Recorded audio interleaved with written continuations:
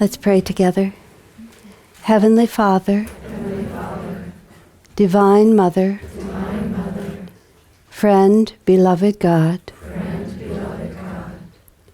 Jesus Christ, Babaji Krishna, Lahiri Mahashaya, Swami Sri Yukteswar, Beloved Master, Paramhansa Yogananda, Saints of all religions, dearest friend, Swami Kriyananda, we offer our lives in service and devotion at thy divine feet of unconditional love. We are your children. Bless us and guide us, that we may always be in perfect attunement with your will. Om. Peace. Amen.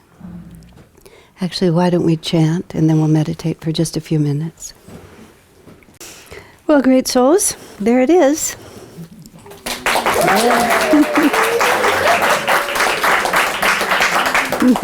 And there's the back. So it's really beautifully done. It was designed by our Italian designer, Tejindra, who's just absolutely marvelous. He really poured his heart and soul into it.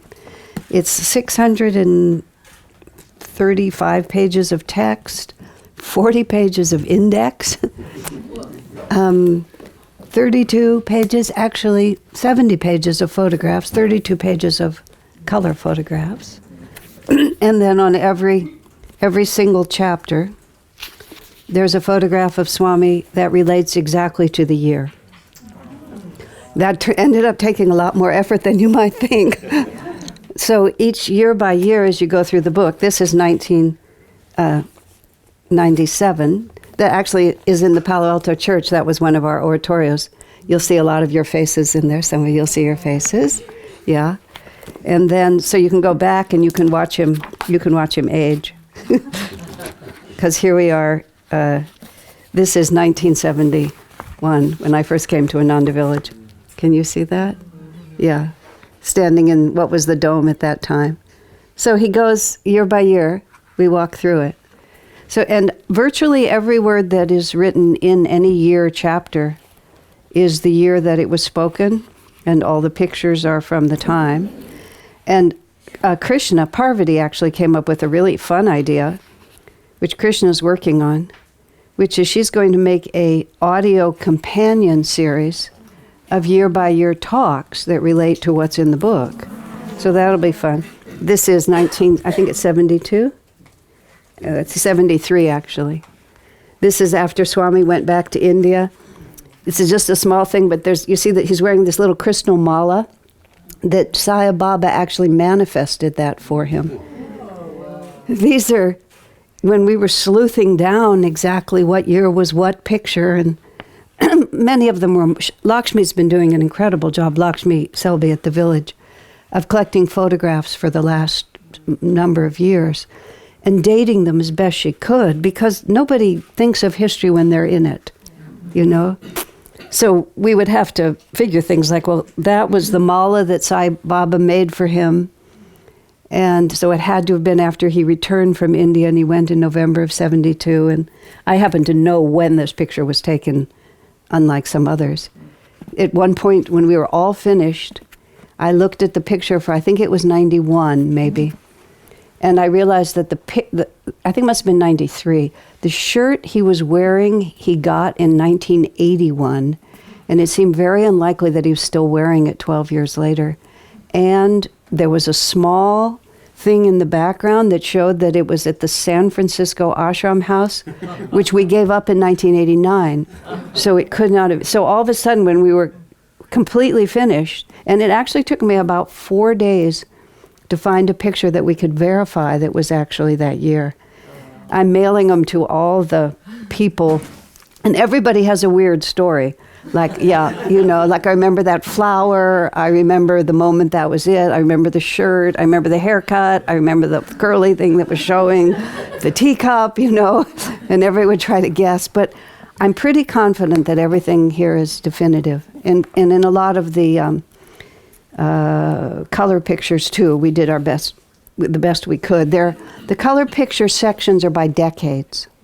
And they're separated, I think there's four, plus before 1962, or before 1969, I'm not sure what we called it, but basically his childhood, his mother, and so on. And then after 2013, after he passed, we had a few, because we needed to show what Ananda has become, because we had a lot of history pictures. We didn't want people to expect to see the 100-year-old barn still sitting there. I just wanted to show you. We have this. You can't see it too big, but you can look at it later. This is my favorite picture of Swamiji and his mother. He was about 4 years old. I don't know how clearly you can see it. He was about 4, and he's kind of leaning across his mother's lap. And it just is such a beautiful picture of who they were together. I absolutely love it. So recently, the treasures along the path, the recording they sent out was the Astral Ascension service Swamiji did for his mother at Ananda village just after she died. She must have died about 82 or 83. So it was just really sweet to hear him talk about her. And this, for those of you who ordered or will order we have a $100 special numbered edition, which is really a transparent fundraising ploy. Sneha designed this beautiful book plate, which actually will go in, it'll go in this page like this, so that it'll have it here, with a number and a personal inscription from me. I've been writing them up. We've had about 85 orders, which is really helping. And then we have a little sticker that'll go on the front to say it's a special book. Otherwise, it's the same book. You know, truth in advertising, it's exactly the same book, but it'll have these little features. But it's very nice. I would never have designed it like this. I never thought to design it, but Sneha had the idea, and I think it's very nice. It's a picture you all have seen many times. This was Palo Alto also, but she just cropped it down to just Swami and me. So it's a big deal. It's like a super big deal for me, I hope for the work, we'll see. Somebody already abbreviated it down to SKLB. Please don't. If you don't want to say it, say Lightbearer, okay? I'm serious about that. I can't bear it. Lightbearer, call it Lightbearer, that works. I have only 3 copies in the room right now. I got a small carton sent, a few more than that, sent airmail. It was printed in Hong Kong.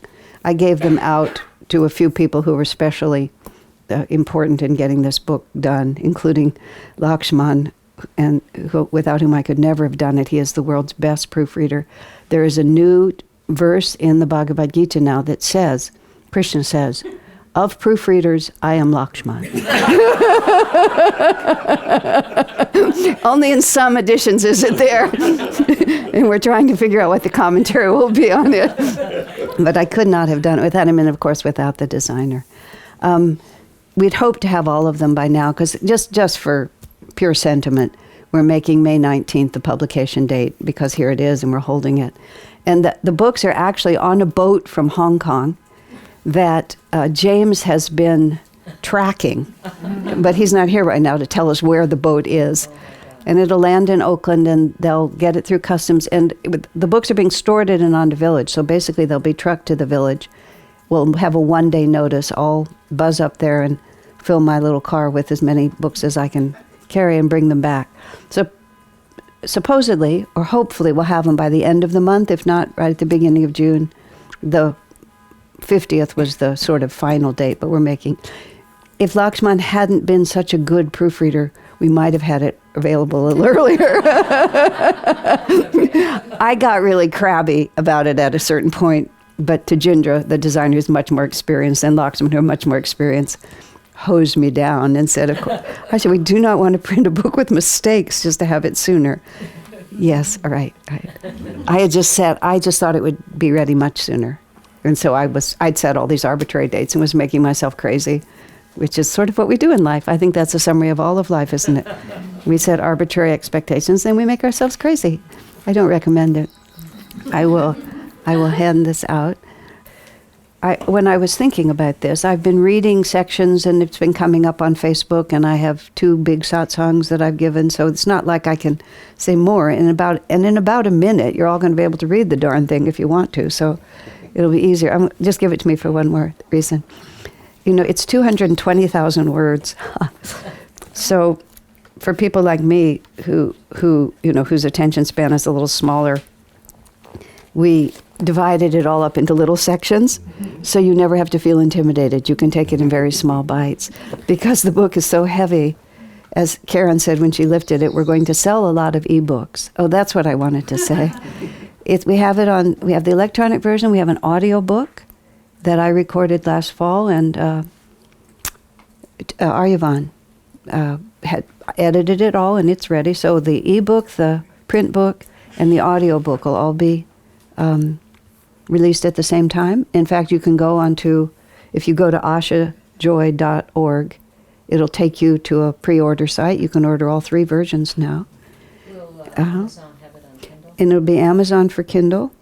And I think on our site we have it for other formats, but it'll be Kindle on Amazon, audible.com will have it. So because of Amazon's peculiar royalty system, where they want to keep ebooks at a low price, the ebook will only be $10.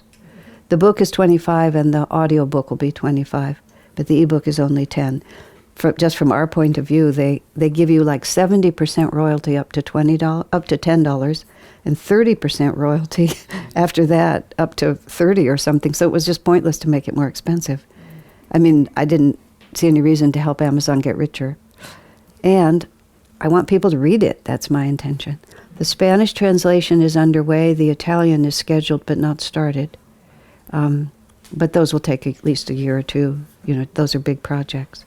So that's the full story. And the presentation copies, the sale of those has really helped, because I think it's coming to about $60,000 to publish it, which is my father's good karma, because I still had money that he earned and left me, which I'd been saving for printing this book all this time. But nonetheless, I'm very happy to also have help doing that, because that's what the money was saved for, so I'm extremely happy to have spent it. But I realize that I may need to travel and may need to reprint and may need to do other things. Maybe some of my other books will sell. I look to the left and right because the furniture in the house is made from the other books at this point.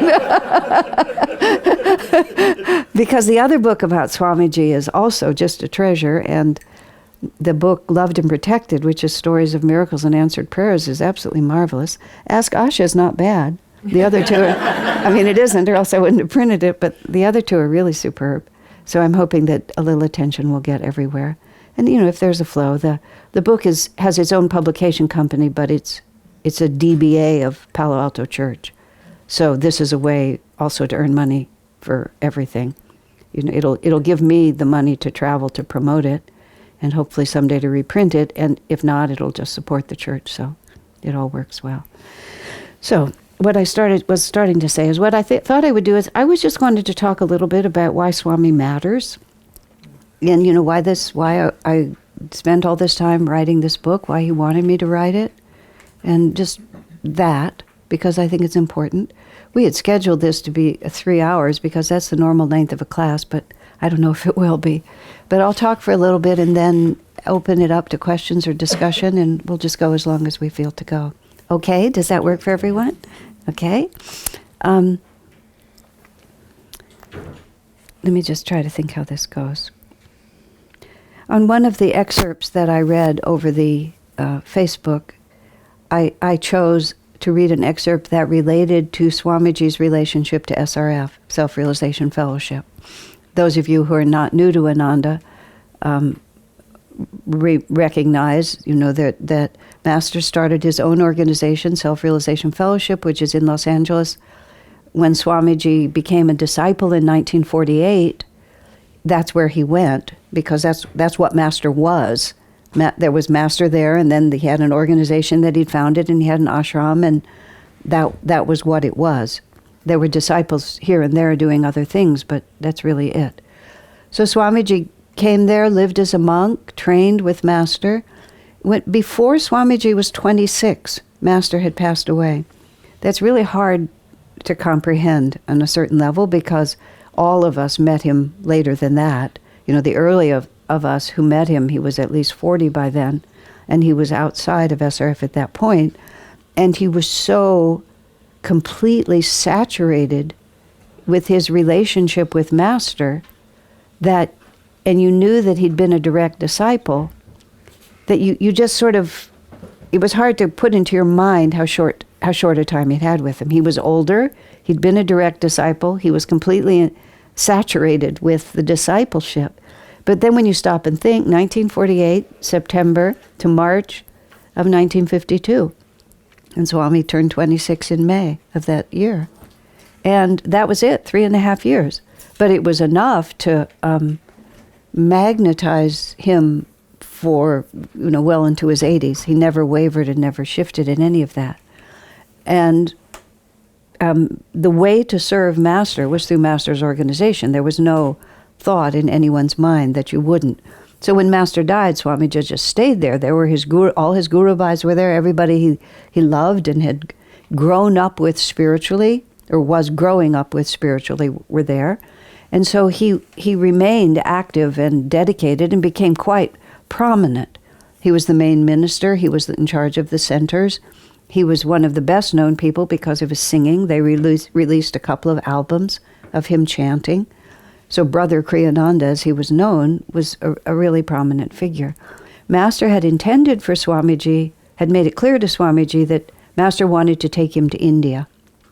And for 3 years in a row, Master said, we'll go to India this year. He wanted Swami to come with him. He wanted Swami to lecture around India and drum up interest in Master's teachings, and Master would follow after. They had a plan. So Swamiji had it in his mind he was being told by his guru that India was his responsibility, his destiny. But each year Master canceled the trip. And the last year it was canceled because Master left his body. So among the things as a young disciple that Swamiji had to go through, but it was an assignment from Master. So in 1958, when Dayamata, who was the succeeding president directly after Master, went to India for the first time, she took her sister Ananda Mata with her. She took another nun. Ananda Mata was a sister in the organization, and Daya's blood sister also, biological sister. And then Sahaja Mata, who was another nun, and Swamiji. And she took Swamiji because everyone knew that Master had wanted Swamiji to go to India. And the plan was that the women would stay there for a year, and then they would leave Swamiji behind. And then he would, they already had, there was a small organization that was in place in India, Yogoda Satsanga YSS. But Swami was going to really try to bring more energy to it because there wasn't that much happening. So by 1958, Swami tells us all this later, Mount Washington, which is the ashram, had already begun to change. Under the leadership of Dayamata and her sister Ananda Mata and Tara Mata, a group of women who were all direct disciples, all of whom had come as teenagers, most of whom had come as teenagers, all of whom had been with Master longer than Swami had. But they had a very different way of doing things, and it was becoming very organized and very defined by rules and very nunnish is actually the only word you can think of. And Swami was not like that, and his ideas were not well respected in the same way that the ideas of the rest of the board of directors were. He was a young man, and their point of view was, why doesn't he just wait to be told what to do? But he said, as he put it, he sat on a volcano of creative ideas, and he was just on fire to build Master's work. And it just was incompatible. Divine Mother sets these things up every once in a while. So he said by the time he went to India, he was happy to be going to India. He didn't really say that out loud, but he was happy to with the idea that he would have a field of his own to work in, or that he would be able to try out some of his ideas, which he thought were very good, but he never really got a chance. So he ends up in India, and then he's there for 4 years. During that time, Dr. Lewis dies, and that leaves a vacancy on the board of directors and a vacancy in the officers. So Swami is brought back to Los Angeles. He's put on the board of directors. He's the only man on the board of directors. And he's given Dr. Lewis's position as vice president of SRF. So he's a very prominent character. He stays about 4 or 5 months, 6 months in America, and then he goes back to India. But his ideas were too bold, and most of you know the story, but he felt that they needed to make a big statement in India if they were ever going to gain ground. That Master was simply not well known because he'd left and gone to America. Nobody knew him. So he conceived of the idea, this was 1960-61, when India was still very much run from New Delhi.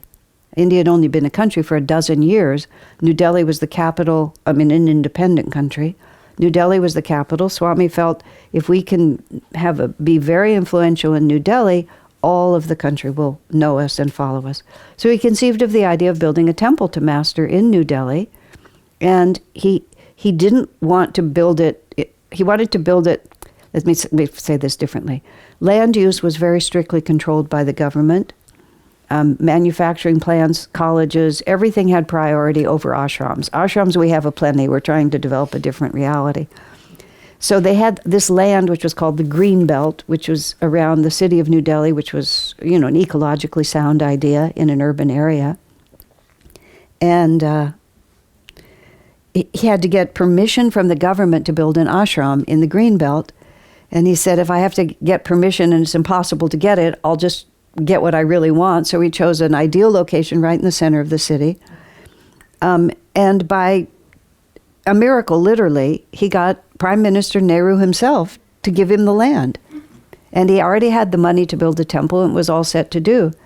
But because it seemed so impossible, he wasn't reporting regularly back to Los Angeles because, as he said, he had nothing to report.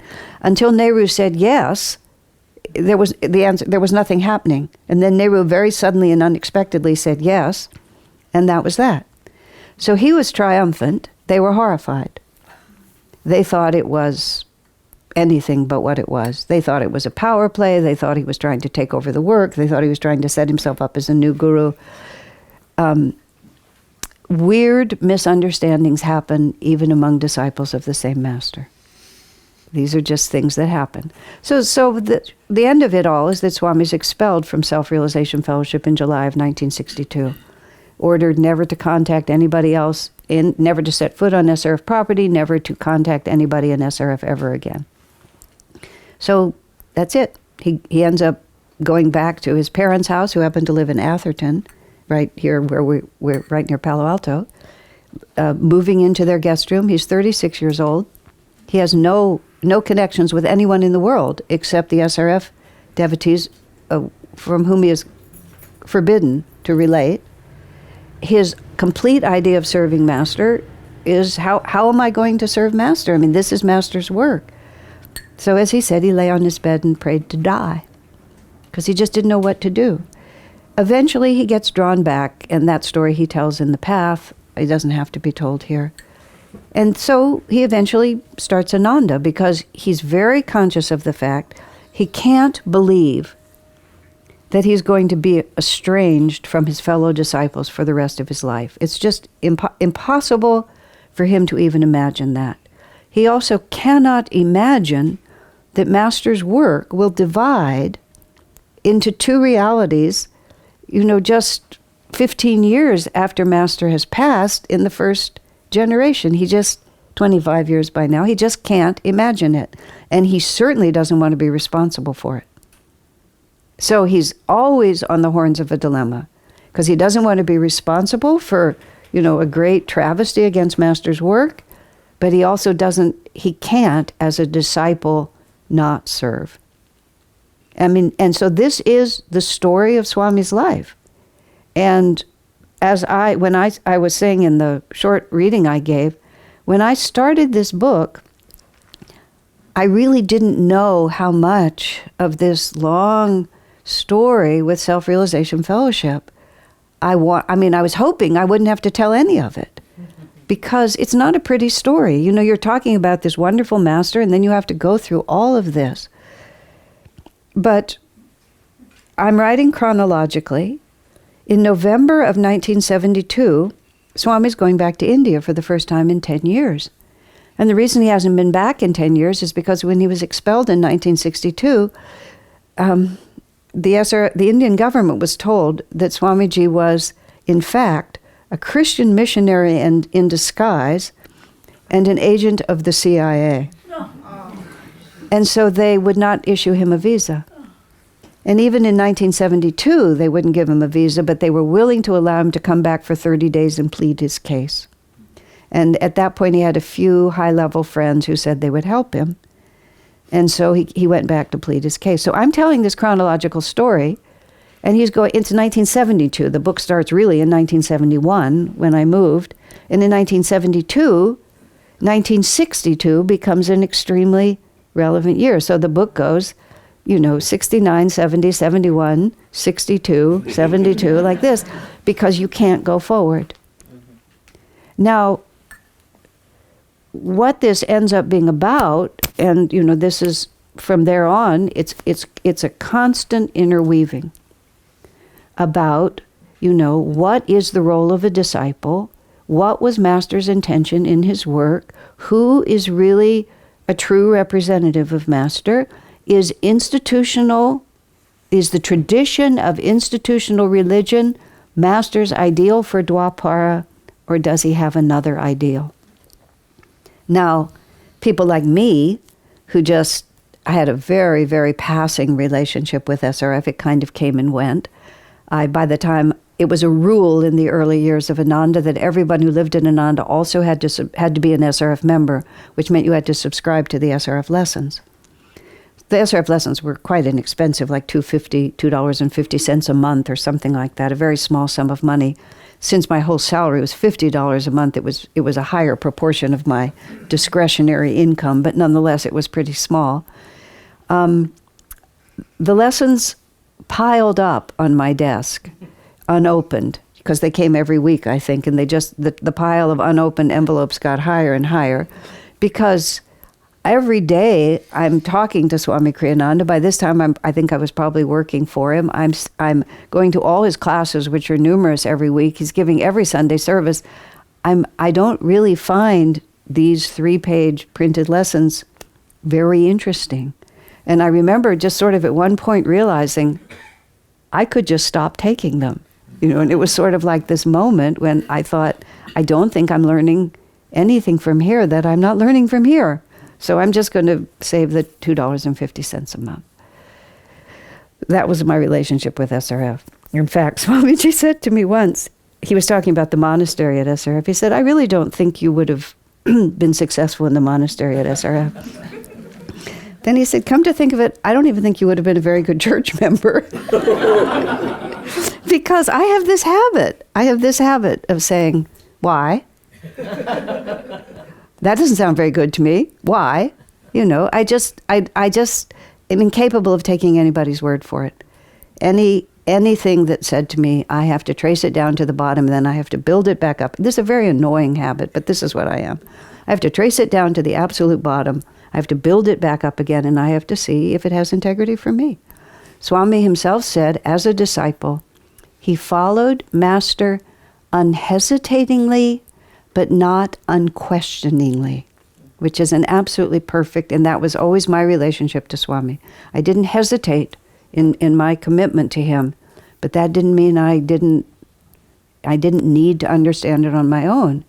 Now, that is the model of Ananda. The model of Ananda is, it's not only that you're allowed to do that. It's that you really can't survive at Ananda if you can't really think for yourself. Because the rules are just too hard to find. You know, it's just too hard to find who you're supposed to be. I mean, now that some of us wear blue, unfortunately, and I do say that unfortunately, there's a visual picture that people get that kind of defines people a little bit, which is the good news and the bad news. But otherwise, until the Nayaswami order came in, which was in 2009, and yes, there are people who stand up on Sundays and wear outfits. When we first started wearing ministers' robes, which was 1987, I think, and here in Palo Alto, it took us about a year to get a robe that I felt I could wear. The first robes were made for pure economy, and the pattern was a costume for an angel costume, and the material was the cheapest cotton you could find because nobody had any money. I mean, this was like Swami wanted a white robe, so we made a white robe at the village. But when I moved to Palo Alto, which was at the same time that the robes started, I just couldn't see it. I couldn't see walking out onto the dais in this area in an angel costume made out of a sheet. I just really didn't think it was going to work. So it took about a year before I could find a pattern and a fabric that I thought I could use. And the first day we walked out in those robes, I remember saying, we were a little embarrassed, saying to the congregation, "This is a quiz. What is different about this Sunday?" But one of my favorite comments with that, Uma McFarlane, who lives in Assisi now, but she's an early member of Ananda. She's from England, and she was living at the village or in Seattle or one of the places she lived. Her parents were very sweet, humble people, came over from England, and then they saw her doing Sunday service and so on like that in this white robe, and they went back home and they had photographs. Her name was Annie, that's what they called her. They said, "See, when Annie's in her nightie, that's when she's working."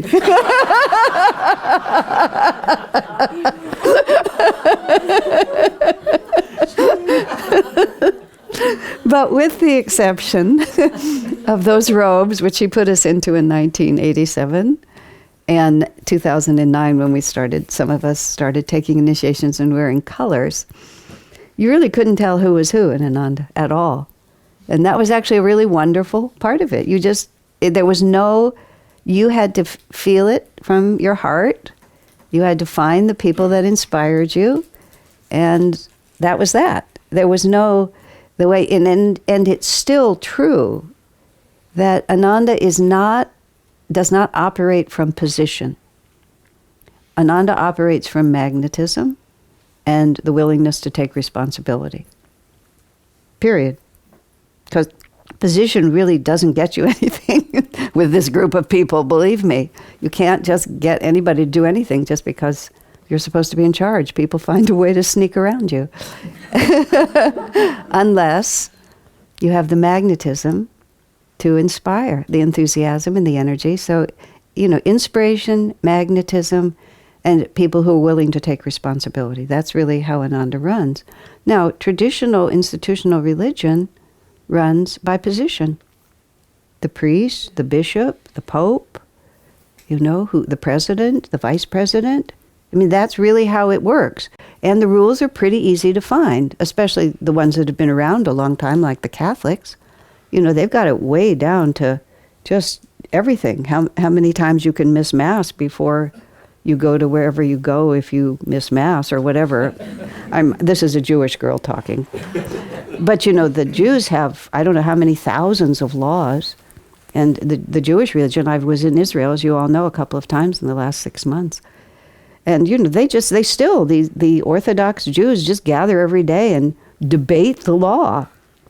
What exactly did God want us to do, and how can we pin it down, and what is it precisely? And so you have authority, and you trace that authority up, and you follow it, and that's how you can tell whether you're on the path or not. At Ananda, it's a little trickier.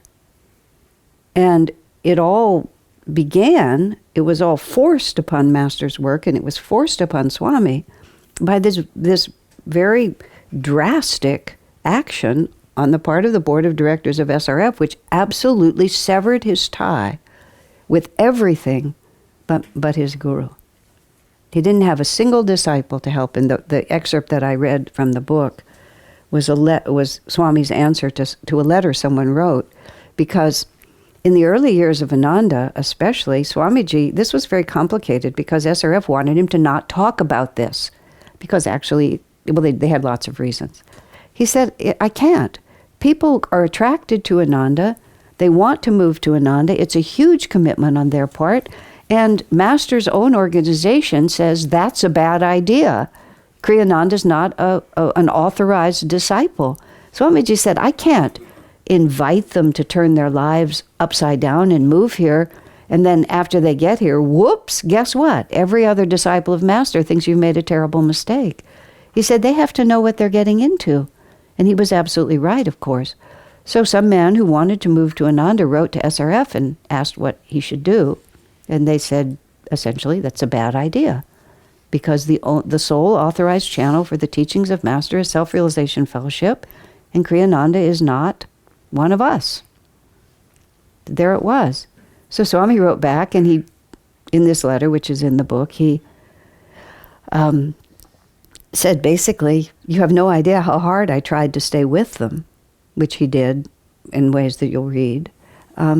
He said, but when I had no choice, I had to just go on my own. And he said, my life has required of me a kind of independence that I would never recommend to anyone, which was just a very honest way to say it. It's very dangerous. He said, I'm the first to say, it's very dangerous to be so much on your own and have no way of confirming or balancing your own intuition.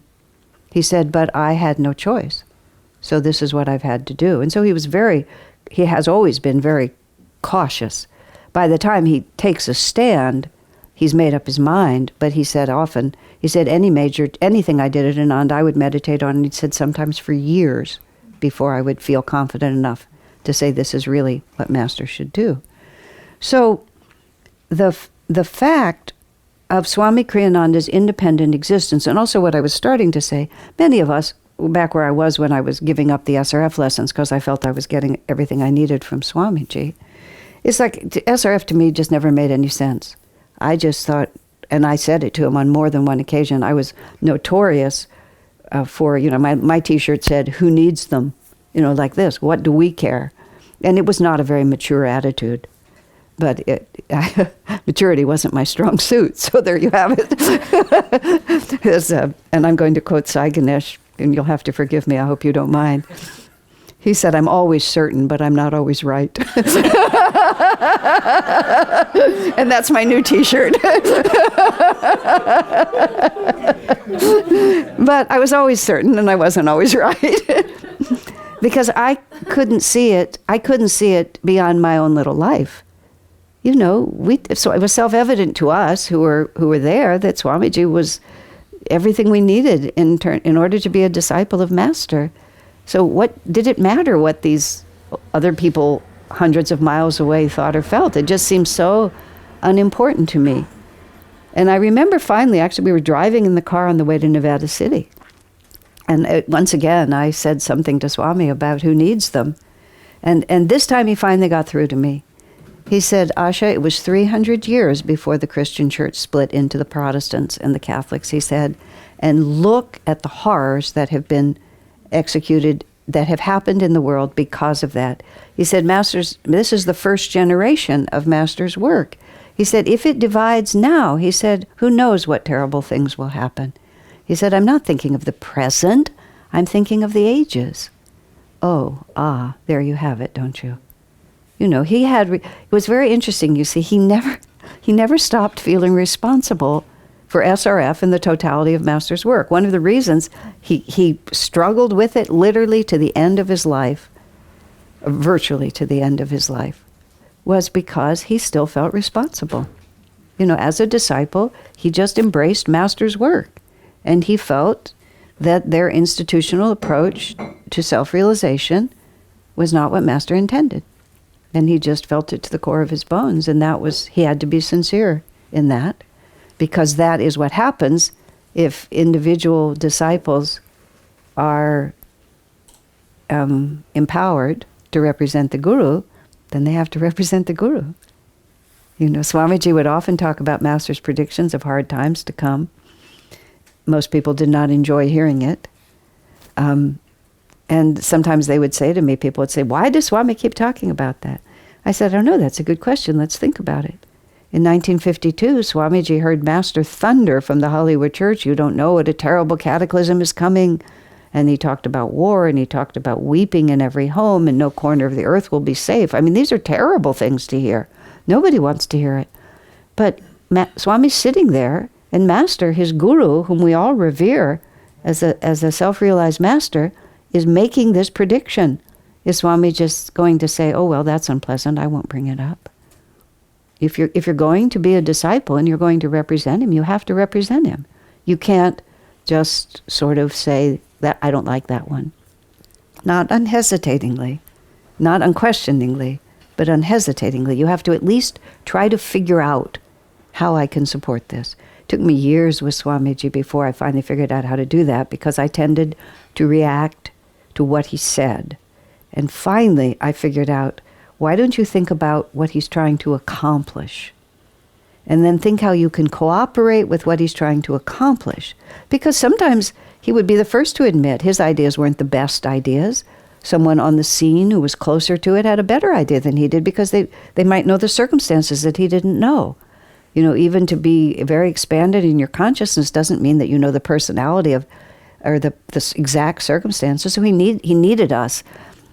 In Conversations with Yogananda, number 99. Number 99 is the most interesting and odd of all of the quotations that Swami has from Master. And it's about whether or not Master needs Swami to tell him what's going on in the monastery. And Swami is a little confused because, aren't you omnipresent? Aren't you omniscient? And then Master talks about the problem of being omniscient and the many different levels that he has to live on, and how he does know and he doesn't know, and yet he needs things brought to his attention. I've read it multiple times, and it's just fascinating. So all of these dimensions, when a master incarnates, even a self-realized master, they live on all the different levels that we live on. It's amazing. So let me think where I was with that. Where was I going? Let me just try to remember for a minute. Oh, let's see. Well, I've sort of lost the thread for a minute, but so anyway, I was talking about hard times and being a true disciple.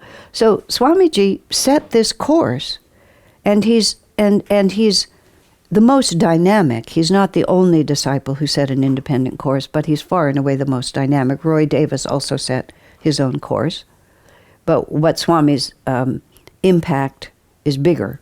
Just different. Their assignments were different. But Swami was on a very independent course, and was a lone voice compared to SRF for a certain whole interpretation of Master's teachings. Theology gets lost. Everybody just wants to be friends with SRF. Of course, why should we not be friends? We're Guru Bhais. We have more in common with each other than we do with anybody on the planet. So we don't have to be fighting with each other at all. But nonetheless, there are very important theological principles here that Swami personified. And he personified them with great force. And we would tend to think, many of us would tend to think, you know, it'll just work out. And this always, I love this when I would think about this. And I thought about this a lot when I was writing the book, because it was so vivid to me. You know, I had to relive my whole life. Some of it was nice and some of it was not nice. You know, I had a lot of realizations that I could have done a lot better. Maturity was not my strong suit. Let's put it like that. Of course, one wants to feel that one could do better. Swamiji himself said when he went to India in 1958, from 58 to 62, he spent a great deal of time with Anandamoyi Ma. In the book that was just reissued, Visit to Saints of India, it begins with a little story about his time with Ma. But at the very end of it, he said, this is just a little bit. He said, I was with Ma countless times, Anandamoyi Ma. And he said very simply, he said, I had with her the kind of relationship I was not mature enough to have with Master. He said, I was just too young, and as he put it, too much in awe of Master to just relax and embrace in the way he wanted to. And naturally, one would like to feel every year when you turn around, oh, look, I've grown. If I could only have known this, then I would have behaved differently. So looking over, for me, 44 years, there were just countless times when I realized that I just completely missed the point, and worse than that. So it was a expansive time on many levels, and not always. It was more easy than not. I don't want to exaggerate. But nonetheless, one has those experiences of, wow, I wished I'd known. I really would have behaved differently at that time. So Swamiji, gradually began to feel, especially as the years went by, and the reconciliation he just thought was inevitable with SRF never happened. And Taramata, who was one of the main protagonists, died in 1972. And Swami just assumed, after she was off the planet, that now it will happen. But instead, SRF and Dayamanta just hardened their position against him. Because you see, he completely undermined the premise of SRF. The premise of SRF had become, this is Master's organization, it is the sole, these are their actual words, the sole authorized channel for the dissemination of Paramahansa Yogananda's teaching. And the president of SRF is the authorized channel for the definition of what those teachings are. It's very clear, and it's very Catholic. We have the Pope, and then we have the bishops, and then SRF we have the president, we have the board of directors, and we have the senior ministers. And just, it's classic. There it is. And they're convinced that that's how it's supposed to be. But if they're the sole authorized channel, and there's this other disciple there who seems to be inspiring people, somehow he can't be. He just can't be, because it's theologically impossible. Because if he could, anyone could, and then what happens here? Catholic Church, they burn the heretics at the stake. If you're not cooperating with us, you're not cooperating with God. Now, Swamiji had, some really, really, really tough decisions to make. It's like, do I just let this stand? And we, all of us, well, not all of us, but me, I was just so I had this is where I was going. I had this, it's all going to work out, And then I would think to myself, and so therefore, we don't have to do anything. It's just all going to work out. Everything's just going to be happy. It's all going to work out. We're going to win. This was a battle that happened in the Catholic Church between the institutional church and the Gnostics. The Gnostics were the mystical branch, and it was a pretty close parallel. And the Catholic Church was the institutional branch. And you don't hear much about Gnostics anymore, do you? Because they didn't win. The institution won and then gradually just wiped out the Gnostics. There was a huge branch of Christianity in India that was started by Thomas that was Sanatana Dharma. It was the same teaching that Jesus taught when he was 18 years in India. And then about 300 years later, the Portuguese Catholics came in. And they burned everything relating to Thomas's work. And so suddenly Thomas had just taught the Catholic Church. What do you know? And these are all just the way it works. Swami had a much bigger sweep of history, and he also had a much greater respect for Maya and for Satan because of his life experience than I was mature enough to have. I just thought we could just knock Satan out with a little positive, sweet smile. Swami was not so sure. And he wrote that in a place called Ananda. At the end of it, there's something called karmic trends or something like that. It's a very interesting chapter. And he just says quite simply, there's no certainty whatsoever. He said, and he talked about if Master was, he doesn't say it in that book, but if Master was Jesus, and look what happened to Jesus' church very quickly after he died, these are karmic trends that happen, and there's nothing to guarantee that the same thing won't happen again. We assume that we won't be absorbed by SRF and wiped off the map, but why would we be so confident? unless we commit ourselves to preventing that happening. And that's what Swami had to face. Do I commit myself to what I know Master intended, or do I just surrender? And he felt always that this was a battle happening on the causal plane. This was a battle of ideas. And that's why he wrote so many books. That's why he spoke with so much force. That's why he constantly presented these teachings in every context he could think of outside of an institutional religion. That's why he organized Ananda the way he did. That's why he worked with the leaders the way he did. Everything he did was because he was fighting this astral causal battle to ground Master's teachings in something that looked more like Dwapara Yuga and didn't just look backwards to Kali Yuga. And the SRF group never relented, and so nor could he. And he needed to establish the principles. In 2010, he died in 2013. He wrote perhaps the most blistering description that he'd ever done so far in a book called Yoga, that ended up being called Yogananda for the World, explaining, and see, Swamiji never said, I was with him, I should know, which is this is how the SRF authority is established. We were with him, we should know, and then we were with those who were with him, so we should know, and then we were with those who were with him, who were with them, it'll go on like that. Peter was the first pope, and it just goes straight down like that, skipping all the parts where there were 3 or 4 popes and things like that. It's just a straight line from Peter, because that's how you do it, if that's what you're going to do. So that's what they're doing. So Swami felt the principles. What he did was he gave us his reasons. He showed us how he was thinking it out. And then he would make their cause as well as he could make it. Because he did not want us to just unquestioningly take his word for anything. He wanted to train us to be ourselves channels of Master. And none of us thought it mattered. He knew it really mattered. He knew it really mattered, that this struggle is really just beginning. It's not like it's over. It's really just beginning. And those of us who are committed to this style of being Master's disciples, need to be very clear-minded about what we're doing and why. And in the middle, you'll see this in the book, Swami was always conflicted about this, always conflicted. And it just went on and on and on. The book, Yogananda for the World, which he wrote at the end, it took him 2.5 years to get satisfied with that book.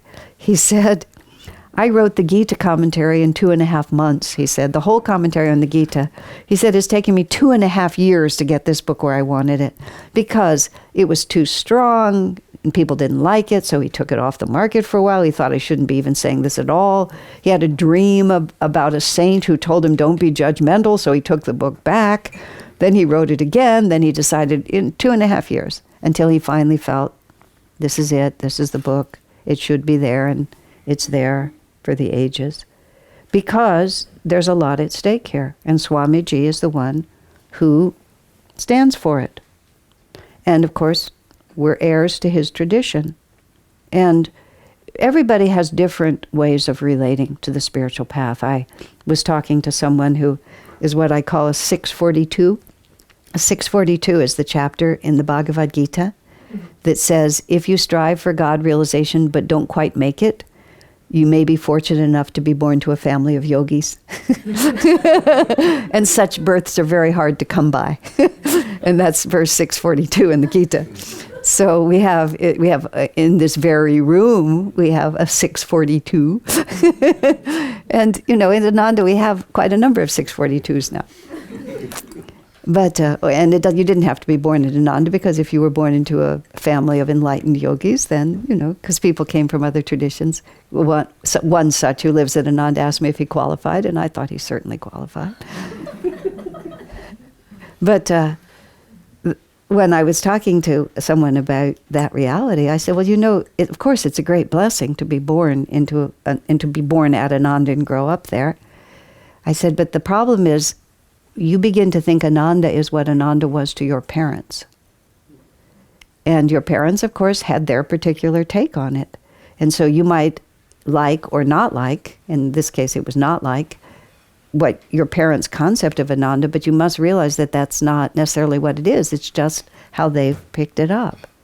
And so what's actually worked beautifully in our, longer life as Ananda is that we now have enough different communities that people can grow up in one and then go live in another, go live in India, go live in Europe, and just completely break the upbringing tie to it and then make a decision. It's always been one of Swami's rules that no person, merely because they grow up in Ananda, is an automatic member. After the age of 18, they have to make a decision. It doesn't mean they can't stay necessarily. It becomes complicated. But they're not a part of it unless they choose it. You don't become a Catholic because you were baptized. Because there you are, just a squalling naked infant. What do you know about what you're doing? It's your karma to be baptized, but it's not necessarily your heart to have that. So in the midst of all of this, when all of this was going on, at one point, Swami had one of these horrible crises of conscience, and he called let me think how this was. Oh, this was during the litigation, and Swami wrote this paper. And the paper was called, "Has SRF Lost Its Way?" First it was called "Truth is Impersonal," but then it got to be "Has SRF Lost Its Way?" And it was a real expose. It was a pamphlet, and it was just a list of things that he felt they had done that just betrayed Master's vision. This would have been in the mid-90s, something like that. He just felt inspired to do it. Then he telephoned, I think he was in the house here because it came out of some court thing. And then he telephoned all the colony leaders and he wanted them to come to the Ananda village right away to have this meeting. Are we going to do something aggressive? We'd only ever done things that were defensive, and now he wanted to know if we were going to do something aggressive.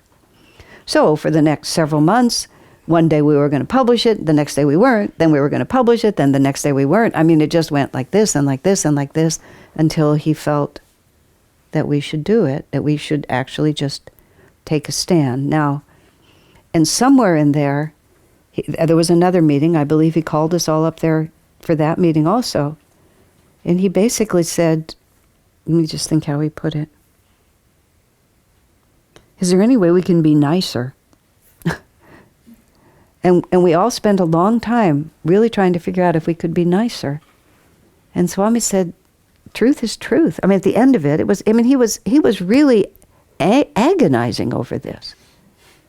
He said, no. He said, truth is truth. We just have to tell the truth. So we went ahead and we did. Now, all of this, I've been talking for a long time, and it's all about SRF, isn't it? Isn't that interesting? This was not my intention, but unfortunately, it's the point, which is that Swami has a unique mission, and we're part of that mission. And everyone has a direct relationship with Master, and and that's also part of what we're doing. Nobody's trying to take that away from you. But to understand what it means to be a disciple, we need a disciple in front of us to understand that. And even if we don't like a lot of what we see, much of what Swami said to me, I just didn't like it. He made a remark once and I said, well, that's awfully cynical. He said, you'll see. Just like that. And 10 years later, I thought that wasn't cynical at all. It's just the truth. He often was so strong that I wanted him to be wrong because it was hard for me to embrace something as strong as what he said. I really wanted him to be wrong. But in year by year, I haven't found that he was. So as Ananda, now this is where I thought I would be much sooner than now. As Ananda, we are Master through Swamiji. We just really are. Because there are other disciples and there are other ways that Master has expressed. And so if we are Master through Swamiji, it's very important for us to try to understand what that means. Otherwise, we won't have any power, because that's the way this whole thing is manifested. When people would come here, and Swamiji was already more distant from people's lives, and they would say, well, I love Ananda and I love Master, but I just don't really tune into Swami. I would say, what you don't understand is you just don't know that everything that you're experiencing is Swami's consciousness. You just have some idea in your mind of who he is. You can't possibly love Ananda without being in tune with Swami, because everything that we are is what he taught us to be. And now it seems to have this life of its own. Even just look at Jyotish and Devi, and they're so perfect in the position that they're in, and they're so perfect at their position. Swamiji said, there has to be. This is one of the things he said. He said, SRF makes the president of SRF the sole definition of what it is to be a disciple of Master. This is what a disciple looks like. He said, at Ananda, he said, we have many, many examples. And one of the ways Ananda works is that you can find your inspiration and your guidance anywhere you want to find it. We have many, many people who are leaders, who are experienced. It's just because you live in Palo Alto doesn't mean that one of our ministers has to be your primary guide. You can have a primary guide that lives in another place. You can be totally attached to Kirtani or to Gyandev or anybody, anywhere, to Haridas. It doesn't matter. It's magnetism, it's not position. It's magnetism, inspiration, and your relationship. Jyotish and Devi, exactly. He said, so we have many examples of what it means to be an Ananda disciple. He said, but if we leave it at that level, he said, very quickly, the image will become diffused and it won't be clear cut. So he said, we always have to have one worldwide spiritual director so that we can have it personified. And then from there, as he put it, from the one, it can spread out. But if there's no focal point for the energy, it will become diffused, and then there will just be competing images. And then he said that, the person about whom I could say, who perfectly exemplifies Ananda, without any persuasion on my part, he said, is simply Jyotish. And that was when he named him his successor. It was absolutely true, because it's magnetism. Everybody trusts him and knows him.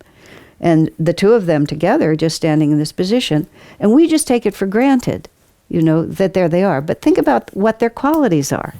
They take themselves very lightly. They're completely selfless in the way that they serve. They don't hesitate to take responsibility. They're very humorous. They're very humorous. They're very warm. They're completely natural in the way they relate. They don't insist on any accoutrements of authority. They drive their own car. Now they actually drive a Tesla, but that was because someone just gave them a Tesla. And to be fair, Jyotish loves Dwapara Yuga things. I mean, he's having so much fun with that car. But anyway, he drove it himself, or it drove itself, it's sort of like, and Devi is everybody's mother. Recently, somebody did something, and they did not put a picture of Jyotish and Devi on something that they thought later, it was really inappropriate. They're the leaders now. I should have put a picture. And the woman felt badly, and she went to Devi. So I'm so sorry I left your picture off. Devi said, if I never see another picture of myself, she said, it will be too soon. But we take that for granted, don't we? Because that is us. That's what we're like. These are the things that we're like. We don't have a lot of fanfare. We just are this way. Now, other people operate differently. We're not afraid of each other. We're all very approachable. No matter what people's position, we're just us. These are very important things, and these are all very specific things that Swami put forward for us. And the subtitle of this book is The Life and Legacy of a disciple of Paramahansa Yogananda. That word legacy, I spent endless time trying to figure out what the name of this book was, but that word legacy is the most important part. We are heirs to that legacy, and we have a serious responsibility to carry it out, because otherwise, how will it continue? And where will we get our power unless we attune ourselves really deeply to the legacy to which we are heirs? And it isn't, I don't think, sufficient to say we are disciples of Master. Because there are lots of disciples of Master, and many of them don't look anything like us. And they're not doing what we came here to do. They're not communities. They're not whatever they are. They're just different. And that's fine. They can be whatever they want. It's not our place. The more the merrier. I'd like to see hundreds of Yogananda organizations, each one reflecting its own reality, and it's very fun. I have a friend in Sao Paulo, Brazil, and there's a very strong, it's actually an SRF group, But it was started by a direct disciple of Master. And it has a particular strength. It's a particularly strong and dynamic group because it still has the reflection. Just some disciple met Master, and all the way in Brazil has just been doing. There's a couple of other South Americans who are direct disciples who just have done a whole work all on their own. The more the merrier. And they're different than us, as they should be. So that's why my book has 220,000 words in it. And every part of it, the point of it, it's a good read. I don't think it's going to keep you up late at night turning the pages. It's not a novel. It's a serious read. And a lot of it is Swami's words. As it worked out, it ended up being a great deal of Swami's words, year by year in the chapters, not only the photographs, but the words, because Ananda developed. And at this point in time, there's quite a number of us who are more or less there from the beginning. My membership number is the number I actually have is 13, but it's actually 15 because they made an error.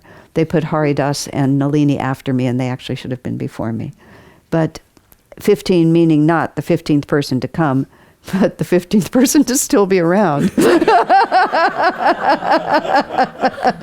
This was done at the 25th anniversary, I think, or something like that. It was a lot of fun to see how it came out. But there's still enough of us around to chronicle it. And that's my whole intention in writing this book, is that I wanted to preserve a direct experience of the legacy of Swamiji. And here's something really, really interesting that happened with the book. I used a lot of private sources because Swami told me I was going to write this book, as you all know, when I was 24. And so I got to worry about it every day. It was really my nightmare that I would die without ever writing this book. I've explained all that to you. I don't have to go into that again. But I got to worry about it every day. But I also got to take notes for all those years. So I had lots of private notes, and Swami communicated a lot, with mostly it's the people who ended up being colony leaders. It's a group of about 8 or 10 people, and he was very at ease with that group. That was what would characterize that group. Somehow we were all very at ease with each other, so he could speak frankly without fear of being misunderstood. Swami was extremely conscious of his impact. And so if he knew that somebody, he was just very careful. But when it was just any one of us, we were sort of interchangeable. We had different faces and different heads, but we were all interchangeable, in that he could just speak very frankly. We were by no means the only one, but that was my little coterie, is what I would call it. And there were phone calls, there were emails, there were conversations. But it was very interesting to me when I was going through all the materials. With very few exceptions, anything he said in private, he eventually said in public. Yeah, and I was actually quite surprised when I realized that. Usually by the time he said it in public, he had polished the language. He had the ideas really precise, and he was expressing them very carefully, whereas in a phone conversation, it would be just what occurred to him then. But he didn't keep anything secret. It was like he wanted everybody to know. There was no esoteric inner circle that had all these secrets that nobody had. I didn't fully cognize that until I went through this whole book. If it was an important idea, he told everyone, with very few exceptions. Even very private things that he would share at the beginning as very private revelations, sooner or later they were in a mailing to 10,000 people. Carefully expressed by that point, but usually pretty frankly expressed. And so that's all what's collected in this book. It's a history of, it's this much of a history that's as wide as a football field. It's about 2 inches, because it's just, spirit is center everywhere. So it was from my little center as I looked out and what I saw. I sort of see it as a baseline. We know that this picture was in 91 and this was in 92, and we know that the time that he spoke for Divine Mother at the Christmas meditation was not actually 1983 as the paper that it was printed on said, but was really I can't even tell you what we went through. Parvati was there, Bent wasn't. Parvati was there, I wasn't, so was there, this Anandi wasn't. Who was where, when, how could it have happened? It was just, It went on and on and on, but we're pretty sure that everything is exactly where it was. But now everybody else has to finish writing the story. I mean, those of you who didn't have as much experience with Swamiji, you need to understand what it is we're trying to do. And there are lots of initiatives that Swamiji never was able to fulfill. There were lots of suggestions that we were too dense to understand. There were lots of subtle things that nobody has ever understood yet. I mean, I don't mean the book has esoteric in it that you have to unravel, but just to even understand it. I had a fun example. I think I did tell you about the Swedish homes. Swamiji was always trying to get Ananda village to build so that it would look like the beautiful villages he'd seen in Europe. You know, this unified architecture, and he was never able to get the point across because most of us had never been to Europe at the time he was trying to get the point across, but he never gave up trying. And at one point he saw these prefab homes that were made in Sweden that he thought were charming, and in fact his house at Assisi is a, quote, Swedish home. That's what they began to be called. We called them the Swedish houses. And he really wanted us to import the Swedish houses and put them up at Ananda Village. And I sort of wrote about this in the book. And then when I was telling Dharmadas about it, who's the leader in Sacramento now, Dharmadas was a builder with Michael Gornick at that time. And Dharmadas said Swami gave them the responsibility of sorting out the problem of Swedish houses.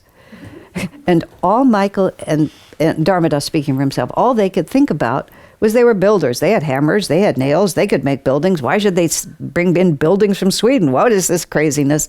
There was no internet or anything like that at that time. So they end up on long-distance telephone calls with the makers of the Swedish houses in Sweden, wherever they were, with some English, but not a lot of English, builder to builder. Finally, they're trying to find out, what are we importing? What are these made out of? So they hear the rustling through the English dictionary, and the Swedish guy says, they're made out of particle board. Michael and Dharmadas say, particle board? Particle board. And Michael and Dharmadas look at each other and said, we're not importing particle board from Sweden. And it was just like, nothing. They would have nothing to do with it. Dharmadas says 10 years later, he figured out what Swami was trying to do. They were just building in the most conventional way. They weren't thinking, they were doing a good job, but nobody was thinking out of the box. Nobody was imagining what was possible. Nobody was picturing the whole reality. Nobody was really thinking in terms of who we wanted to be and what we wanted to be. Swami was just trying to break the mold. And all they could think about was particle board. So, that's Dharmadas's moment of, I wished I had been smarter at the time that he asked me.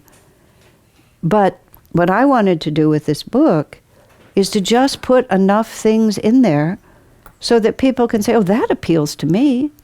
Attunement with nature, the superconscious living, the Akash course, the living wisdom school, the money magnetism, dance, music, the peace treaty play, the building a retreat that looks like a Spanish mission, just endless things. It just goes on and on. I just wanted to put enough of them in there. There was a point in Ananda's development when Swamiji really started expanding us. This would be like right after he published The Path. So 78, 79, after the fire. The fire came in 76, the book came out in 77. In 78, he went back and forth across the country twice. And then he went to San Francisco. He was gone most of like 3 or 4 years. Just outreach, trying to build. And then he came back and he sort of said, huff puff, I think that's enough. I think I'll stay home for a while.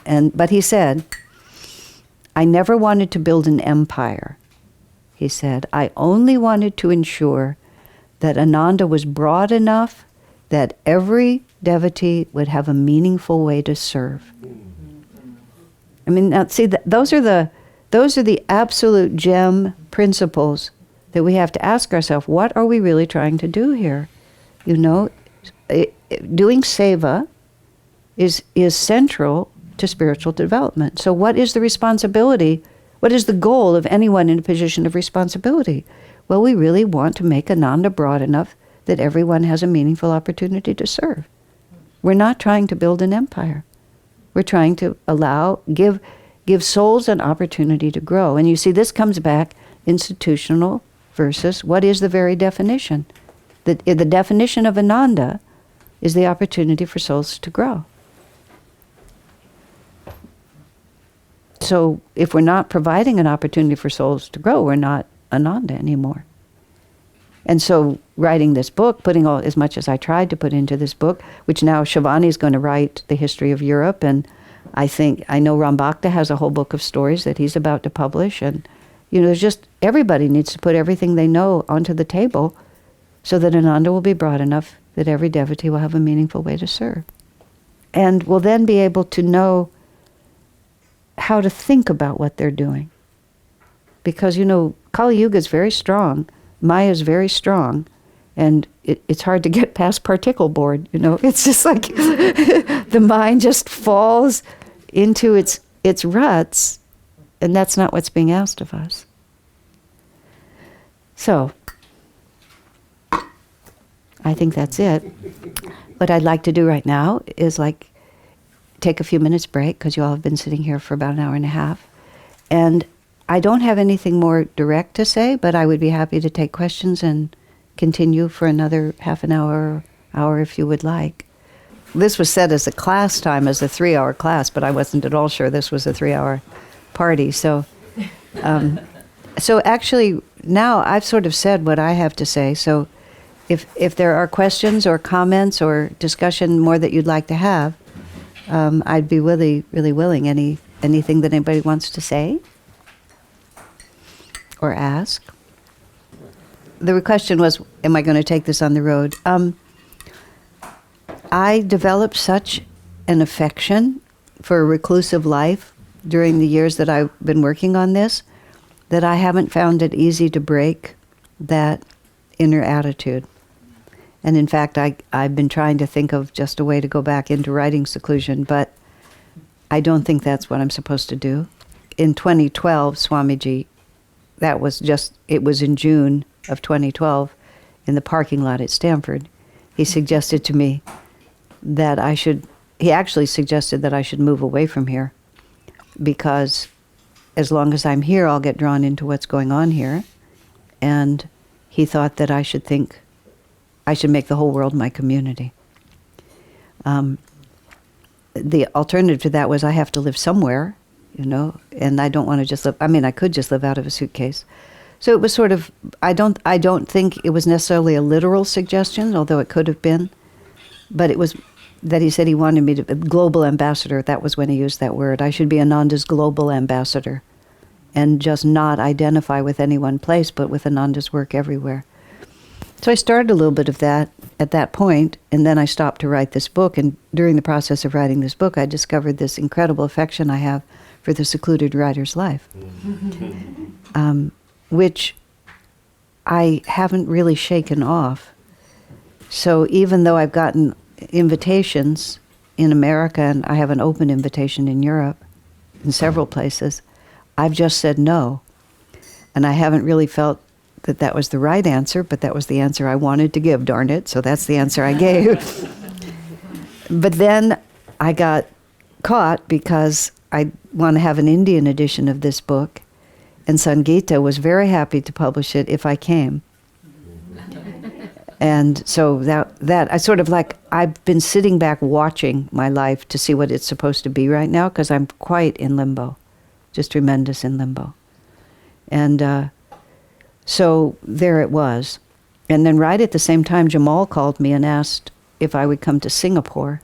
He was trying to arrange a trip to Singapore, which was interesting because I was trying to get to Singapore just before I stopped traveling.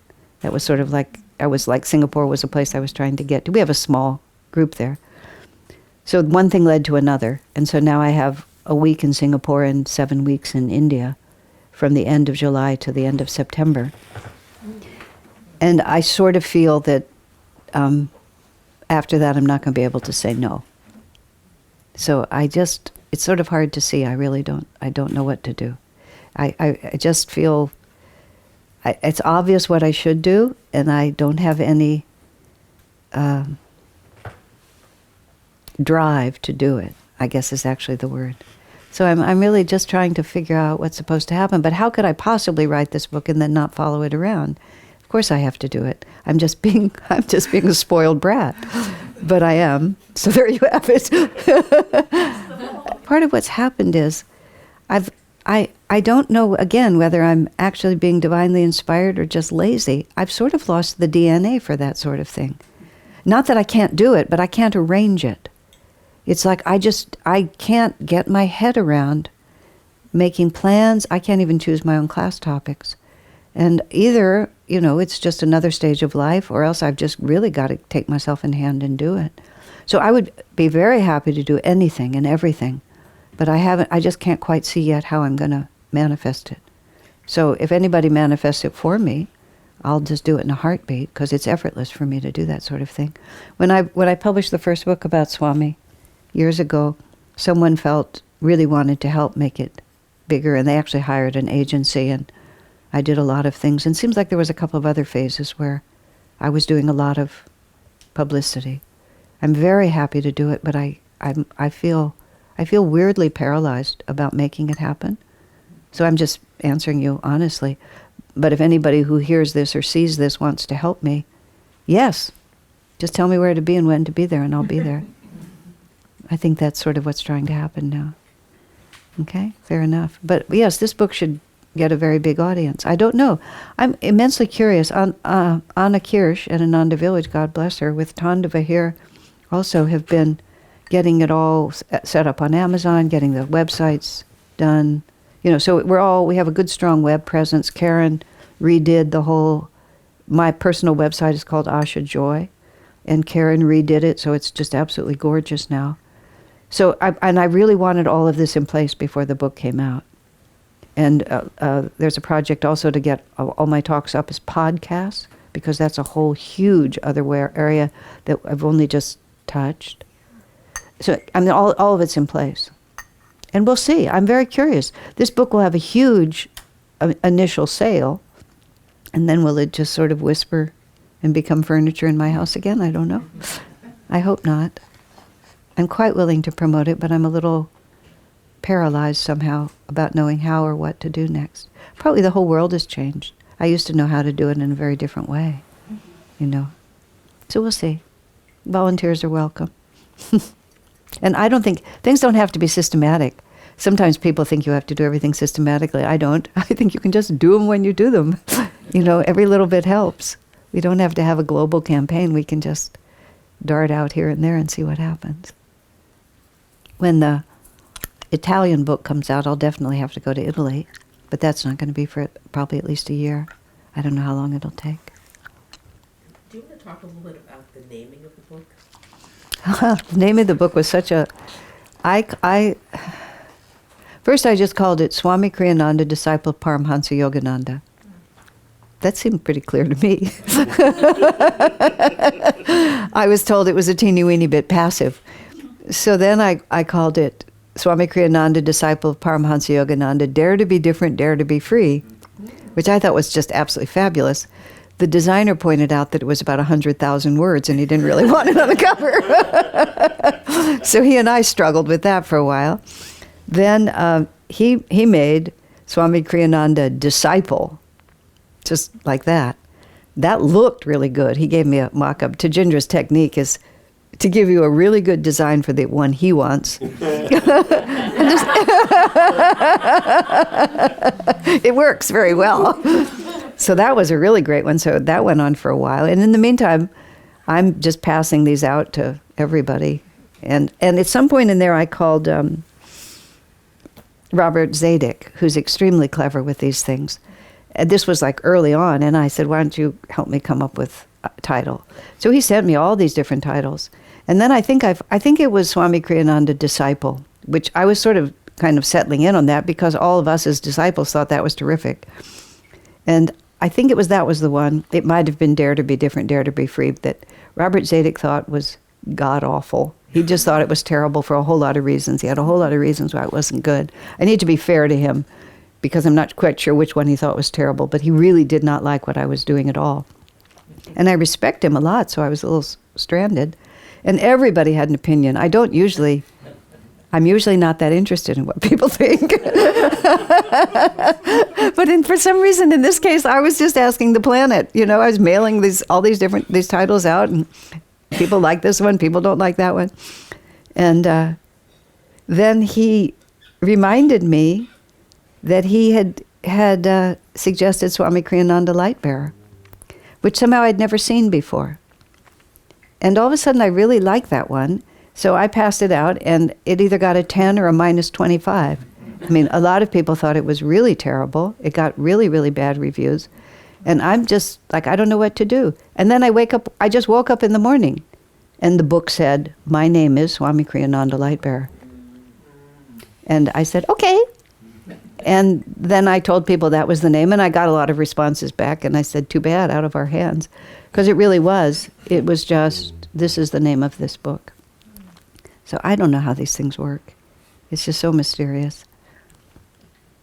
So, I mean, and let's call it Lightbearer. Let's not call it SKLB ever. Yes? Well, he didn't want a disharmonious split. But yes, but a split. But go ahead. Uh-huh. So was that simply because he was afraid the message would be delivered differently, or were there other reasons? No, it was the antagonism that he was concerned about. He was competing theological absolutes. You know, this is what Jesus meant. No, this is what Jesus meant. Well, if you think that's what Jesus said, then you're a heretic, and I'm going to try to kill you. And if you try to kill me, then I'll try to kill you, because I know what Jesus wants, and you didn't know what Jesus wants. I mean, think about it. The Protestants and the Catholics in Ireland, you know, the Gnostics in the institution, declaring people heretics and killing them that's what religion is full of. Everybody has the absolute word of God.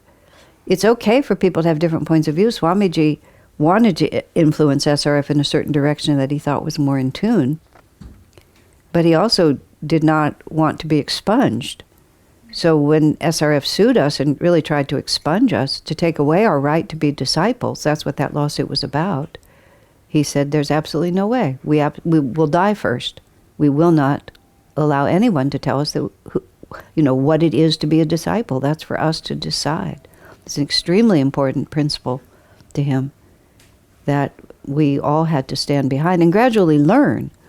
Because, before 1990, when SRF sued us, we were just so childlike in our happiness. We were just having this really good time. But there's the innocence of immaturity, and then there's the innocence that is a deliberate act of wisdom. And our innocence was very much on the basis of, well, we're so nice, nothing bad will ever happen to us. It was sort of of course, this attitude of discipleship will triumph and will never be wiped out, and it won't matter. But that's naive. That was what Swami would say things to me, because he had a view of life. I mean, there he was. He had these people who had become his, determined on his destruction, were the people he had been the closest to in his life and had respected the most. I mean, like, Maya is awful. It's just really awful. But he knew it. He knew that that was what the world was like, and we didn't. And when we got into that litigation, which went on for 12 years and got really, really, really ugly before it was over, we realized what the world was like. And we realized that you just can't have a spiritual path that's based on everybody being nice. And it was a big test for Ananda, too, because people just wanted to be nice, and they wanted it to go away. And they didn't want to have to die for what they believed. And sometimes you have to be willing to. You don't necessarily have to, but you have to be willing to. You have to just draw a line in the sand and say, no, you can't do that. It's not right. And so now, what exactly your question, when as I have lost, was why he was so determined on it? Re-articulate it. Did I answer it? No, I was more wondering why he didn't want it to split into several things, which you would think, in a way, would expand the work. Well, he didn't object to it splitting into several parts, but he objected to it being a schism, or whatever that word is, where there's really like this, our way is right, your way is wrong. That was what concerned him, not a whole series of independent. I asked him a similar question. I mean, like, Roy Eugene Davis was doing his thing, and There's disciples of Lahiri and there's disciples of Sri Yukteswar. I mean, there's just disciples all over the place. Just the opposite. Every disciple should do what he's supposed to do. In India, the tradition is when the guru dies, every disciple just goes out and does his own thing. They don't even try to hold it together. Every disciple has a responsibility to carry on the guru's work. And Swami said no one disciple could ever encompass Master's work. It's just impossible, because one disciple isn't big enough to encompass it. It takes all the disciples to encompass it. But SRF trying to declare itself the sole authorized channel, and therefore everybody's a heretic, that was heartbreaking to him. Just heartbreaking. He just wanted harmony, respect. He said even we can disagree. In one meeting with Dayamata, afterwards he came back and he said, we disagree on really fundamental things. He said, she raised a point, he said, that churches have fought for hundreds of years over. He said, but I thought to myself, why? We don't have to. We can just love each other and just disagree. And so that's sort of where he wanted it to be. Does that more of an answer? But it's this huge, broad sweep of history that I just don't have. He was so highly educated in both secular and religious history, and had been a king in previous incarnations. He just instinctively knew all these things. And he said he had a gift. He could always tell when something started how it would end, meaning that he could often sense something that was going to be an aberration long before anybody else knew it was an aberration. So he would correct a course because he knew inevitably where it would go, and it would need to be stopped. And that's what he saw in this, the potential for it to go someplace that nobody would want it to be, which it did through all that litigation. But the end of the litigation was actually ironic, because SRF was the unquestioned owner of all things Yogananda. And whenever anybody violated their ownership, you would hear about it from a lawyer. And nobody had the nerve to stand up to that. They just couldn't. And so they went into this with the belief that they owned all this stuff. Actually, not quite. They actually knew that they didn't. But they acted as if they owned it. And somewhere in the middle of the lawsuit, John Parsons, our lawyer, had an inspiration that he said himself that Yogananda put into his mind. He was just sitting there one day, and the thought came into his mind, and he's sure Master said it: challenge the validity of their copyrights. And so we sent Latika and Naidruva to Washington, D.C., who went into the copyright office, and we saw that Master had never transferred the copyrights to his writings to SRF. He copyrighted in his own name, and when the term was up, they simply registered it as SRF, but it was never copyrighted, never transferred. And so that was the whole case. That's why we have all of these writings of Yogananda that we can all publish now. The same thing happened with the photographs.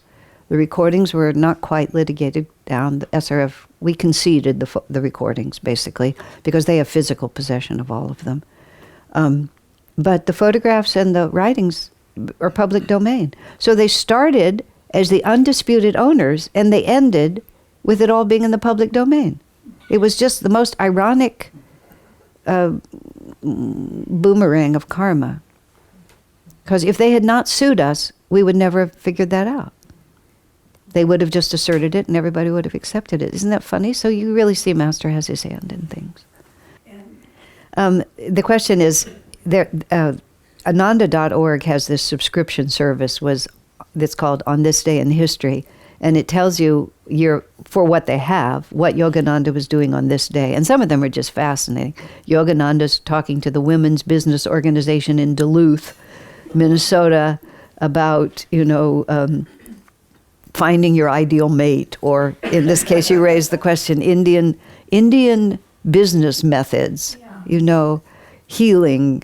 There's just, my favorite of all of them is superconscious healing methods administered by the Swamiji. Bring your sick friends. But most of that information was collected by John Parsons, because the book he wrote, Fight for Religious Freedom, has a very interesting very interesting structure where he goes through the 12 years of litigation that we went through, and then he inserts parallel experiences of Master. And in the course of doing that, because John is a researchist and a lawyer and this sort of thing, he just accumulated a lot of day-by-day events. You know, when there is a source for it, like this became a chapter in one of the books of speeches, I think it's referenced. Otherwise, I think it's lost. I mean, people didn't record like they record now. SRF has many, many recordings, but I don't think anybody was following him all around the country in the 1920s and 1930s. So probably not is the answer. I'll go back to Parsons' book and see. Yeah. And Dayamata, when she was present, took notes. And I think those notes are what made a lot of the books. But I don't know. There's other notes. There's, you know, things circulate, but not Indian business methods delivered at so-and-so. Wouldn't that be fun? Tom, who's a writer and a columnist for the New York Times, he wrote a story about this small town in Minnesota. Maybe some of you have seen it. I can't remember. It has a name like Waka or Wicca or something like that. And it has turned out to be a magnet for Somali immigrants. And in fact, Karen was telling me that her Uber driver was from Somali, and there was just conversation about it. It's like the word is around in the Somali immigrant community that there are jobs and they will be welcomed in Minnesota. Scandinavians are more open-minded. There's a whole, I don't know what the reasons are. So there are a lot of jobs. There's a meat packing plant and various things, so people can go just right to that place. So from being completely white, and here's another part I liked, Tom Fender knows about this town because his aunt and uncle lived there. And he said until the last 10 years, when all the Spanish-speaking people and the Somalis have come in, he said his Jewish aunt and uncle were the most exotic residents in the whole town. The only two Jews in the town, and they were called the Frozen Chosen.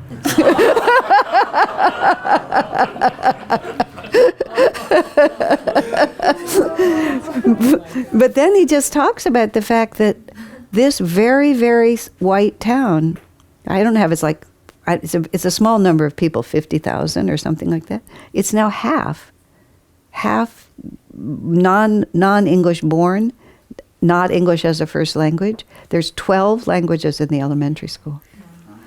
I mean, just look at that, though. What a revolution. What a Dwapara Yuga thing. So, of course, the fact that all those Latin Americans and Somalis have had to flee their own countries, and everybody, rightly, is just totally freaked out by the chaos of the planet.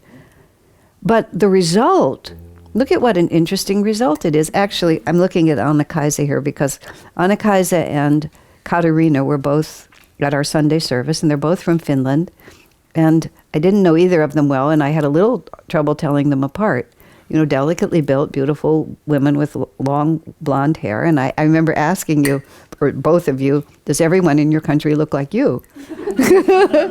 And you more or less said, yes, we all do.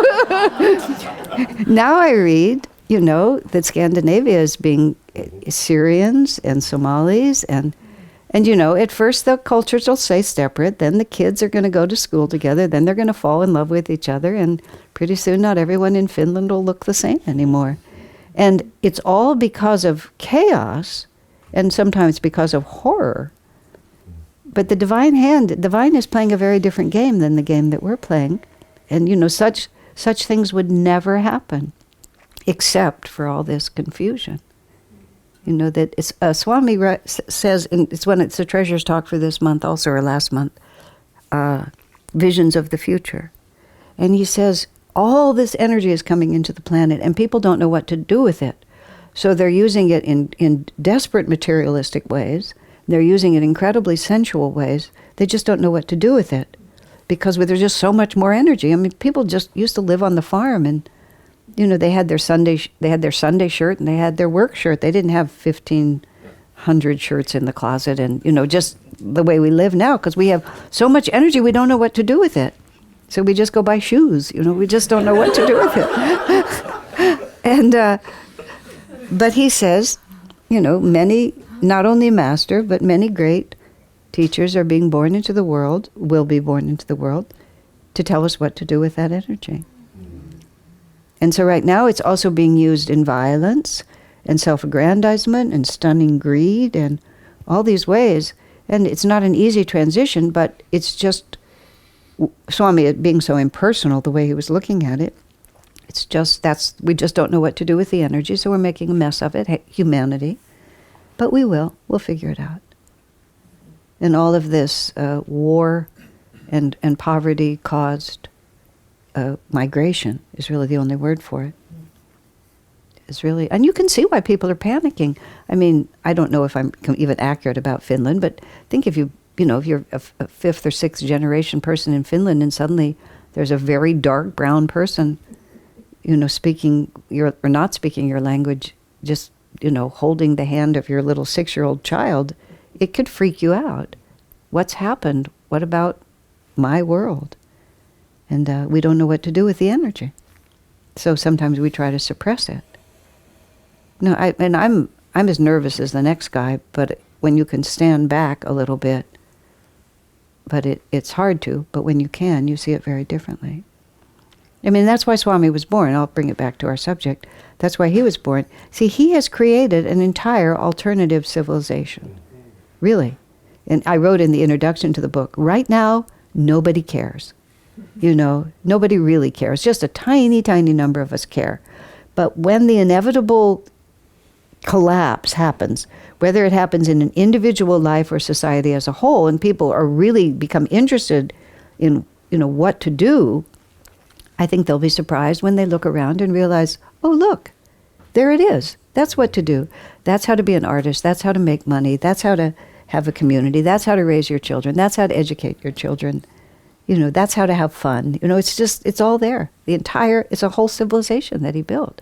And this is, again, going back to the other theme, SRF has done a great job. They have a monastery. They built a wonderful monastery, and they have householders that circulate around it. But they haven't created a new form of music. They haven't been writing plays. They haven't written a material success course. They're doing what they're doing really well, but they just haven't done they haven't given people a whole way of life. And Swami sees that's what Master came to do, is a whole way of life, not just another version of the same tradition. That's why he was so avid about it. This is not another version of the same tradition. This is a new dispensation, a new expression. That's a good question. The question is, how has this whole process of writing the book, I presume you mean, it impacted my relationship with Swami? Made me wish he was still here, but that's not hard to do. When I was in seclusion writing, I was more in tune with Swami than I ever was before, or ever have been since I had to come out of seclusion, which gave me a watermark for the possible. I've always felt that my random ideas come from him, especially when we first started the work here back in 1987 and just went like a house afire for years. And I remember thinking in 87 and through the 90s, I always knew what to do. I just always knew what to do. And I thought it was because I was well trained. It was only later that I realized it was because he was guiding me. that what I thought to do was what he was telling me to do. But when I was in seclusion writing, I mean, he was talking in my head. It was the kind of thing, not on the level that Swami talked about when he was writing like Essence of Self-Realization, where Swamiji said basically he sat on the couch with a pencil and Master dictated to him. He had notes, but he didn't have enough notes and he needed more. When he would need more on another subject, he said he would hear Master's voice in his head. And he said so clearly that sometimes he would have to say, could you repeat that again? Or could you slow down? So I certainly wasn't operating on that level, but I was very conscious that there was a presence that whenever I had a question, it would tell me what to do, or that I would try to include something and it just wouldn't go in, and then I would hear Swami tell me it just didn't belong, or I would write something that I thought was good. I mean, I've told you some of this, that I thought was good, and then he would just hassle me. I had this one sentence in there It was the typical sort of vague thing that people write, where it kind of sounded like it might mean something. I used the phrase, the compass of devotion, which I thought was kind of cool. And I had a kind of a phrase there. But, when you stop and think about what is the compass of devotion, what the heck does that mean? Devotion is my pole star. The power of devotion guides me. But the compass of devotion, no, it almost means something, but in fact it means nothing. So I had a whole sentence built around it. And really, for days, he kept telling me, Asha, that doesn't make any sense. Get rid of it. And I would argue that it almost makes sense and it sounds nice, doesn't it? And he would say, get rid of it. Until literally that's the only way I can put it, we just started laughing. And I said, all right, I'll take it out. And there was another one too where there was just a sense I couldn't understand what he meant. He said that he didn't want, in future people will try to make the songs more artistic. That's not the way we want it to go. And I knew it was important. And then, I just stuck it, I put it in one chapter, and then it came out, and another chapter, it came out. It went on and on. Finally, he said to me, artistically complex. I said, of course that's what he meant, artistically complex. Because that's not the way to go. But of course you want to make them more artistic, but for some reason I hadn't written out the whole phrase. So he told me, oh yes, that's what you mean. Because sometimes, you just didn't, either he didn't say it, because when I was with Swami, we would say a lot with very few words. Sometimes we had long conversations, but I could get a whole life direction with just a sentence or two. When I was talking about global ambassador and trying to decide what to do, and my presence in India was slightly confusing because there were so many other people in India. So I said, when you said global, did you mean India? He said, no, I meant global. I said, when you said global, did you mean the USA? He said, I'm of two minds about the USA, he said. And I said, me too. And then he said, go where there's energy. But that's all he had to say, but there was a world of conversation in all of that. So a lot of times there weren't as many words as there was meaning behind words, because that was just the way he was. At the end of his life, it was sort of a joke. He called everyone Leela at the end of his life. He called Narayani, but before Narayani was there, he just started calling everyone Leela, and it was kind of like an intuitive issue. You had to decide which one who wasn't Leela was the one he really was intending. There was something, sometimes he would even say it. You'd sort of start to ask him. He says, oh, just use your intuition. Meaning, don't make me explain it, just tune in. What I want for lunch or what might happen. So the end of all of that is, the first and best thing that happened from writing this book is that I feel, the way I put it, which is not a very nice image, but if I get cancer now, I don't have to take chemo. Like, I can stop breathing now, and I'm fine. If I had stopped breathing before this book, if I had gotten cancer before this book, I would have had to follow every heroic measure there was to keep living till I could finish it. I genuinely and totally feel that everything I do now is extra. And I hope to do more, but I don't have to. He can take me off the planet now and I'm done. And after living afraid my whole life that I would never reach this point, that's relaxation on a level that is just incredible. My psyche has always been tremendously talented but never accomplishes much. And what if it really ends in disaster?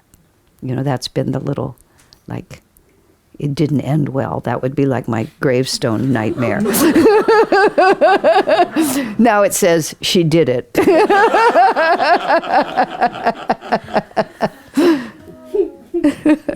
Yeah. Well, Swamiji always wanted me to write. He actually, in my 20s, tried to just get me, in my 20s, he tried to get me into the writer's life. But I was phobic about writing. I had a very neurotic relationship with writing, really neurotic. And he finally gave up and said, well, you're good at speaking, let's do that.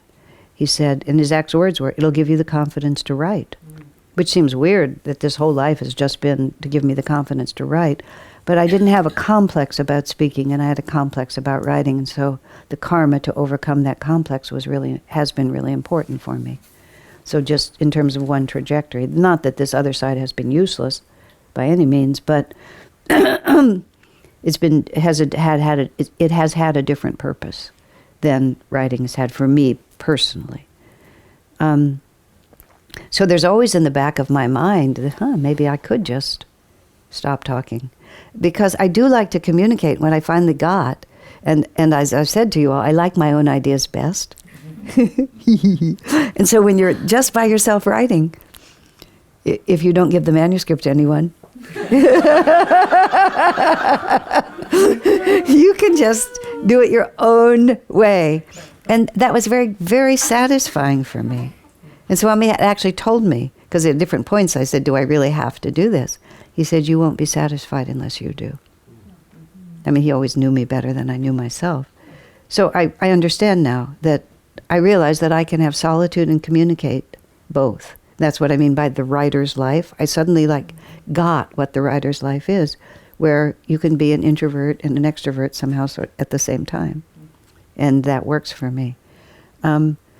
If I ever get out of limbo, which is the way I feel I am right now, I mean, they're such obvious. You're in seclusion and write for half a year and you travel for half a year. I mean, it's like, if I weren't feeling like such an airhead, it would be pretty easy to organize. It's just at the moment I can't ground anything.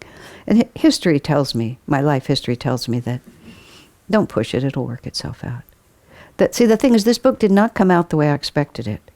This book is so much Swami's words, and it's not the breezy memoir that I thought it was going to be. It's not the rambling reflection on all these different things that I tend to weave together. All of that is in these wonderful articles that Rambhakta's been editing from my talks. But I feel that I need to go through them before we put them out as a book. So that's basically, if I can get that book done, which is really, Rambhakta's done 9/10 of the work, but with all due respect, occasionally he took liberties or misunderstood something, or I feel like it could be clearer. I don't feel, they're all on a blog and they're really, I mean, let me phrase it differently. I get a lot of really positive feedback, really a lot of positive feedback from them. And I think they would be really good in a book, but I have to go through them before I can feel confident to do that. If I can publish that book, then I would feel like I've pretty much said everything I have to say. So I might take chemo. We'll see. I would really like to, I even actually, I thought maybe I'd just go away into seclusion and just do that one right away. But I don't think so. You know, I have India and then I have Israel in January, so it's a lot.